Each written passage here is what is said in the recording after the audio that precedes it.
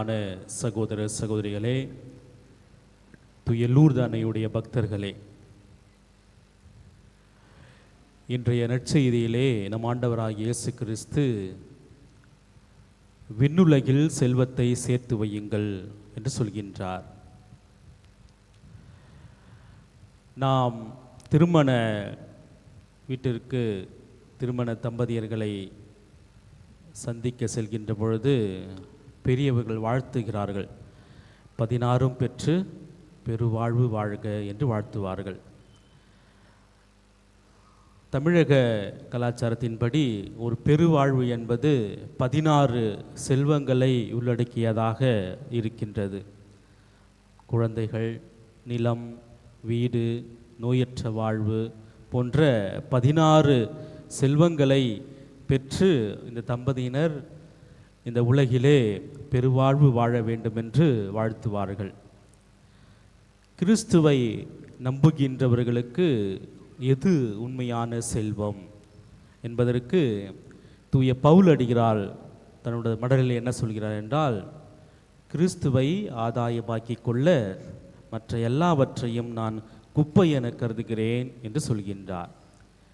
அவரை பொறுத்த மட்டில் அவர் நன்றாக படித்தவர், அவர் ஒரு வீரர். பல்வேறு புதிய கிறிஸ்தவர்களை அவர் கொலை செய்தார், துன்புறுத்தினார். கமாலியேல் என்ற குருவிடம் அவர் படித்தார். இருப்பினும் தனது வாழ்க்கையிலே கிறிஸ்துவை எப்படி சந்தித்தாரோ அந்த நாளிலிருந்து கிறிஸ்துவை ஆதாயமாக்கி கொள்ள மற்ற எல்லாவற்றையும் நான் குப்பை என கருதுகிறேன் என்று சொல்கின்றார். எனவே கிறிஸ்துதான் உண்மையான செல்வம். ராயப்பரிடம் சென்றால் அவர் சொல்வார், ஆண்டவரே, உயிருள்ள வார்த்தைகள் உம்மிடம்தானே உள்ளன, நாங்கள் யாரிடம் செல்வோம் என்று சொல்வார். அவருக்கு ஆண்டவருடைய வார்த்தைகள் தான் உண்மையான செல்வமாக இருக்கின்றது. இன்று தாயாம் திருச்சபை புனித ஞானப்பிரகாசியார் அலோசியஸினுடைய விழாவை நினைவு கூறுகின்றது. அவர் 16ஆம் நூற்றாண்டிலே இத்தாலி தேசத்திலே ராஜவம்சத்திலே பிறக்கின்றார். எனினும் கிறிஸ்துவை அடைவதற்காக இந்த ராஜ வாழ்க்கையெல்லாம் துச்சம் என கருதி தனது தந்தையினுடைய விருப்பத்திற்கு ஜஸ்ட் ஆப்போசிட், அப்படியே எதிராக தான் கொண்ட அந்த துறவற வாழ்வை கிறிஸ்துவினுடைய சீடராக இருக்க வேண்டும் என்பதற்காக அரண்மனையையும் அவருக்கு இருந்த வசதி வாய்ப்புகள் எல்லாவற்றையும் இழந்து கிறிஸ்துவை பின்பற்றினார். அதற்காக தனது உயிரையும் கொடுத்தார். கிறிஸ்து என்பவர் மீட்பராக இருக்கின்றார். மூவொரு கடவுளுடைய இரண்டாவது கடவுளாக இருக்கின்றார். இந்த கிறிஸ்துவை, இந்த வார்த்தையான இறைவனை நமது வாழ்விலே ஆதாயமாக்கி கொள்ள திருச்சபை இன்று நமக்கு வழிகாட்டுகின்றது.